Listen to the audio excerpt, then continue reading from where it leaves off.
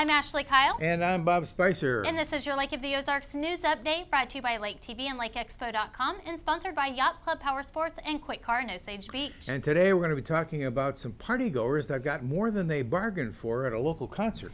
How a new wastewater plant will impact water quality at the lake. An infant left in a hot car is okay, but the people could be in legal trouble. And the newest member of the Sheriff's Department puts his nose to work. Plus boating tips with Bob's No Wake Zone and a look at some of the events coming to the lake this weekend.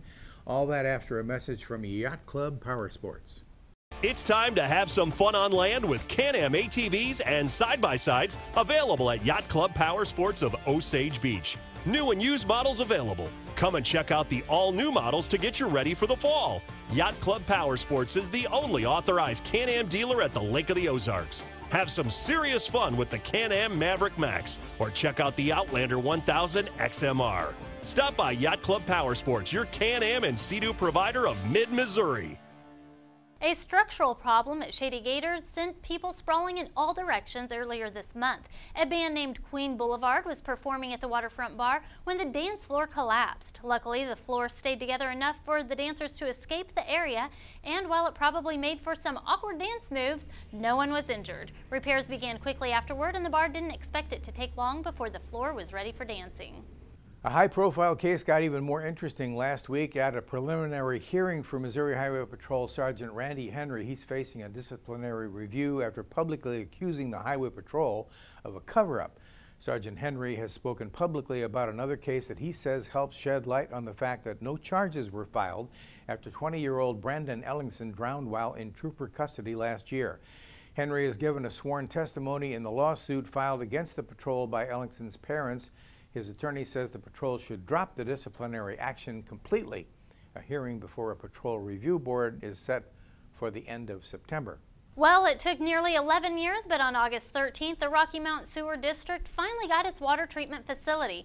Many residents in the area have outdated septic systems that were built when the lake was first developed. Without this plant, their only option would have been the expansive task of pumping sewage uphill to new systems.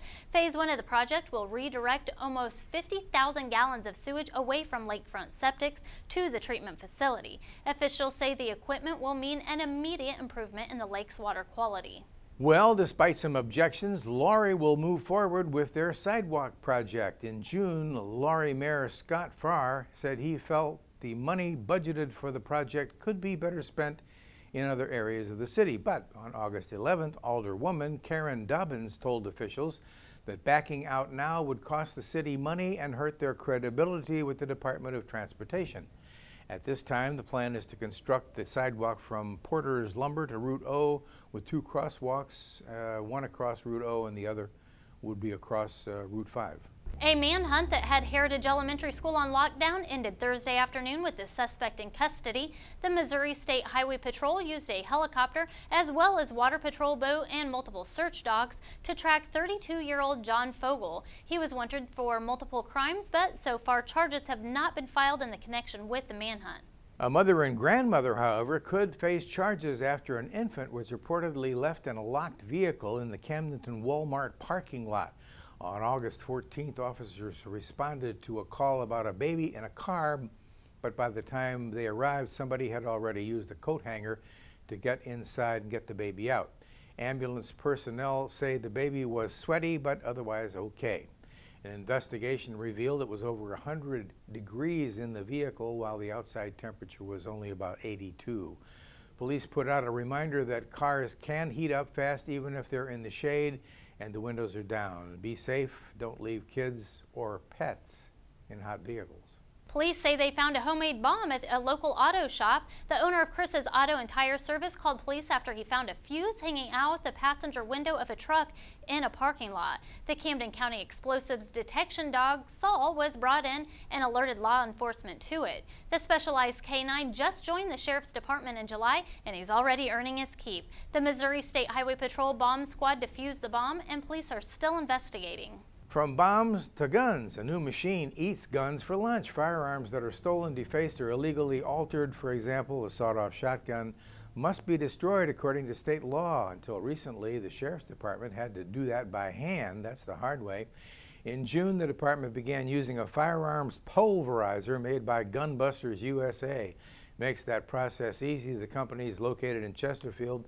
They let regional law enforcement use their on-site demonstration machine free of charge, and that's saving the department money and time.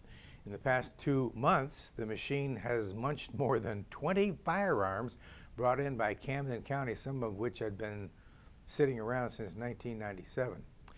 Well, coming up, boating tips with Bob's No Wake Zone and events at the lake this weekend that you don't want to miss. That's after a word from Quick Car in Osage Beach. Your vehicle, it's part of who you are. It's your partner in weekday traffic and your passport to weekend fun. It's your sometimes office and your all-the-time concert hall. For all your vehicle is to you, isn't it time you did something for it too? Introducing the Quick Car Monthly Unlimited Wash Club. For only $20 a month, wash your car as often as you want. Enjoy significant savings and never worry if it's going to rain or not. Join the Wash Club today. Quick Car, quick, easy, and professional every time. There's no fueling around when you're fueling your boat. Serious accidents can occur when fueling, so never fuel at night unless it's an emergency. If you must refuel after dark, use battery-operated lights. To protect the water environment, try to refuel away from the water. Now here are a few more things to remember about fueling your boat. Tie your boat securely to the dock. Ask all passengers to leave the boat and go onto the dock. Make sure no one is smoking in or around the gas dock. Check to see that all fuel lines, connections, and fuel vents are in good condition. Turn off everything that might cause a spark. Your engines, genset, fans, electrical equipment. Be sure to close all doors and hatches to prevent fumes from entering the boat. Remove portable tanks from the boat before filling on the dock.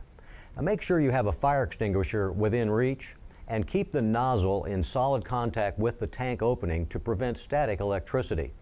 And fill your tank slowly to avoid spilling into the water or bilge. Never fill a tank to the brim. Leave some room for the fuel to expand. Finally, before starting your engine, sniff the bilge and engine compartment for fuel vapors. Blow or ventilate for at least 4 minutes before starting any motor.